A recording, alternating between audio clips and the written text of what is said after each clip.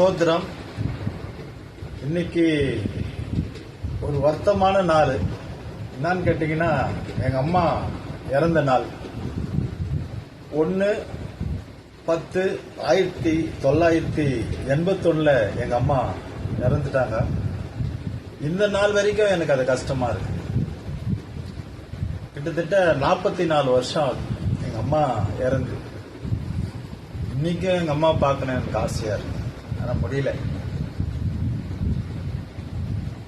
எங்க அம்மா மாதிரி பாசம் காட்டுறாங்கன்னு நினைச்சு ஏமாந்துருக்கேன். பட் அம்மா மாதிரி யாரும் வர முடியாது. உங்க அம்மாவை நீங்க நல்லபடியா பாத்துக்குங்க. யார் இந்த வீடியோ பாக்குறீங்களோ உங்க அம்மாவை அன்பு செய்யுங்க. 44 வருஷம் ஆகி இன்னும் அந்த கவலை எனக்கு இருக்கு.